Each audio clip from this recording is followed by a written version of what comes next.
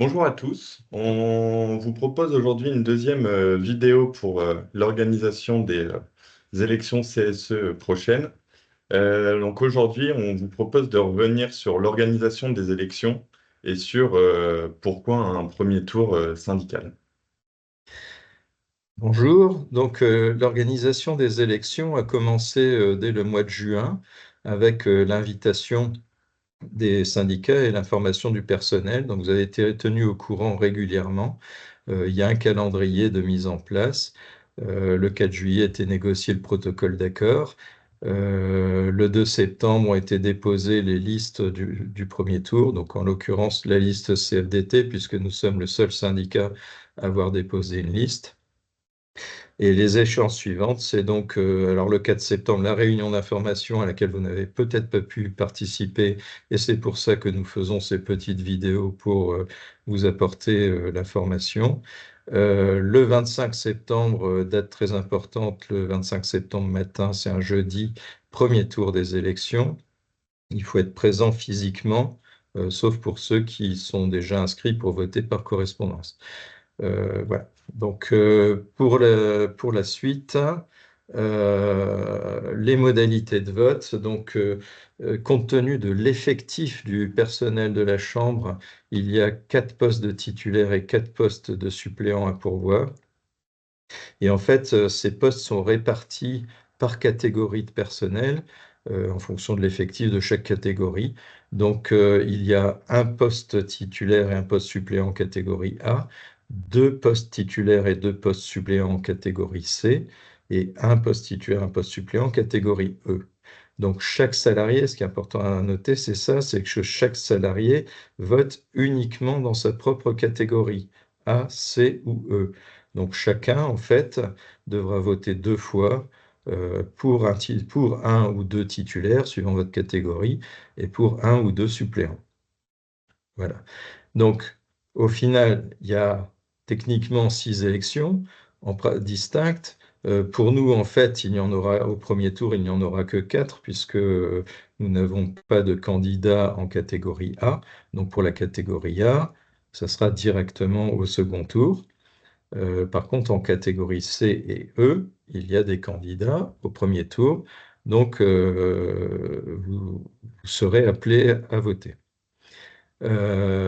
Ensuite, pour être élu, il faut que le quorum soit atteint. Donc le quorum, c'est qu'il faut qu'au moins 50% des inscrits sur la liste votent, et ça permet de valider le premier tour et donc d'élire les personnes qui sont présentées sur la liste au premier tour. Ce quorum est apprécié élection par élection, donc c'est-à-dire, par exemple, en catégorie C, il faudra un quorum sur les titulaires et un quorum sur le suppléant. Et pareil en catégorie E. Donc, ce n'est pas apprécié globalement. Au second tour, seuls les postes non pourvus au premier tour sont ouverts. Donc, soit parce qu'il n'y a pas de candidature au premier tour, soit pour les postes pour lesquels le quorum n'a pas été atteint au premier tour. Voilà pour les questions techniques. Alors, si vous avez des questions, vous n'hésiterez pas à revenir vers nous en dehors de cette vidéo. Alors, pour expliquer pourquoi le premier tour est important, il faut d'abord que je vous parle des rôles du syndicat. Alors, l'adhésion à un syndicat, c'est une liberté individuelle qui est reconnue par le statut des chambres. Donc, article 5, chacun est libre d'adhérer ou de ne pas adhérer à un syndicat. C'est confidentiel, c'est une décision personnelle qui regarde chacun. Pourquoi adhérer? Eh ben, d'abord pour soi-même, parce que ça permet d'avoir un soutien individuel, aussi bien professionnel que juridique, pour être informé sur les droits et sur l'actualité sociale.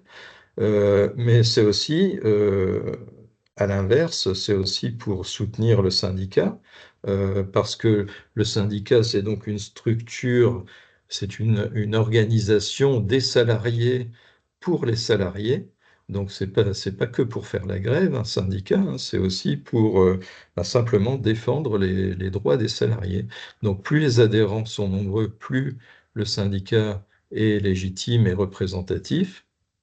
et peut s'exprimer face aux employeurs, et ce à tous les niveaux, puisque justement l'organisation syndicale permet d'avoir des représentants, y compris jusqu'au niveau national, pour défendre les revendications que l'on a au niveau de chaque chambre. Donc les adhésions permettent aussi l'indépendance financière du syndicat.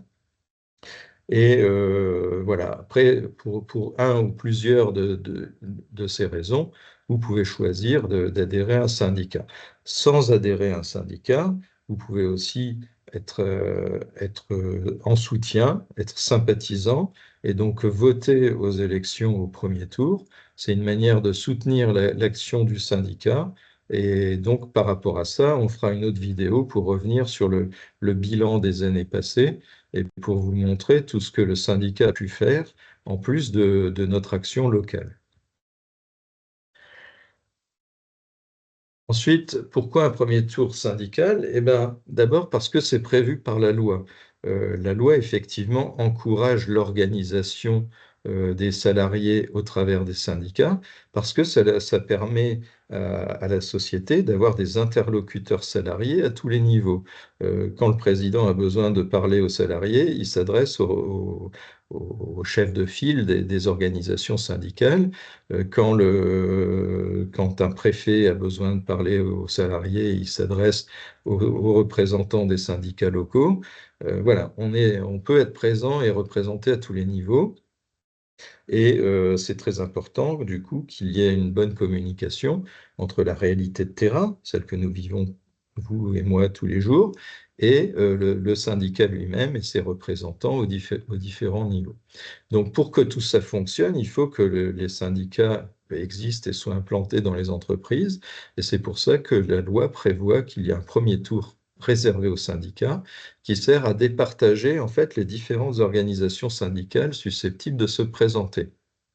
Alors, on est dans un cas un peu particulier, puisque à la Chambre d'agriculture, il n'y a qu'un syndicat aujourd'hui, c'est la CFDT.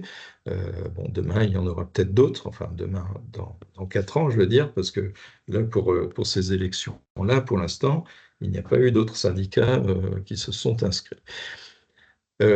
Cette organisation dans les entreprises permet aussi d'avoir des élus qui ont du temps de disponibilité, qui permet aussi aux syndicats de fonctionner.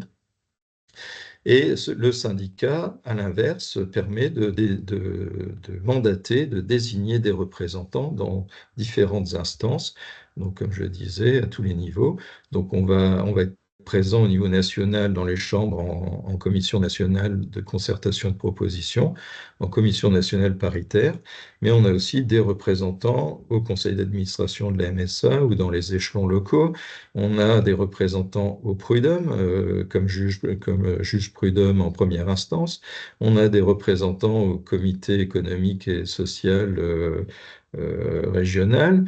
On a des représentants au niveau de l'État, au niveau de l'Europe, partout.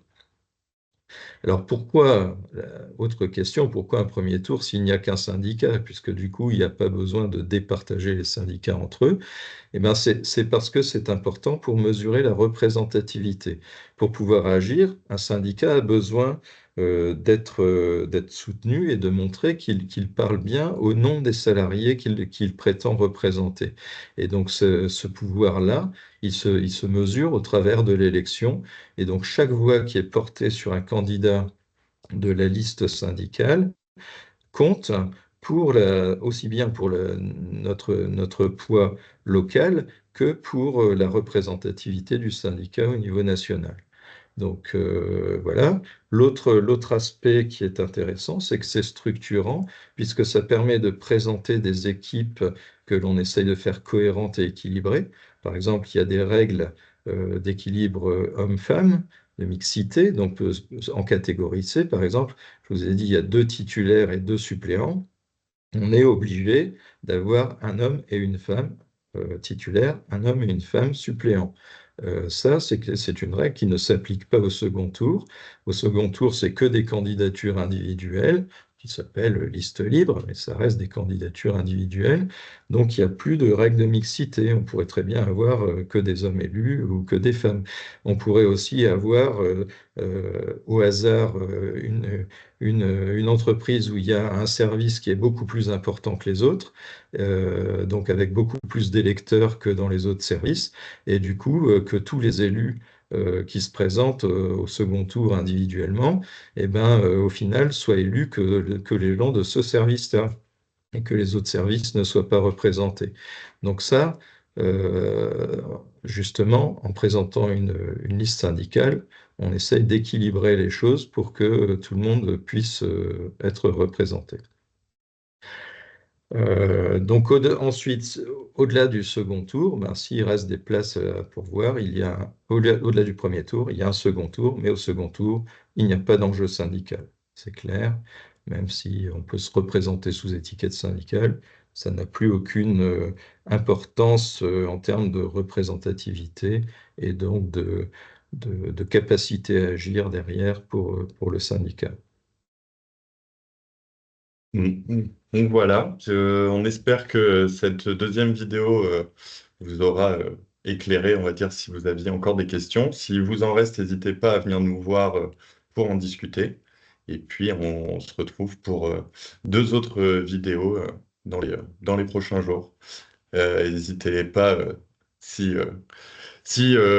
comment, si c'est clair l'enjeu que Francis vient de vous présenter, de voter pour nous au premier tour. Voilà, une bonne journée. Merci à tous.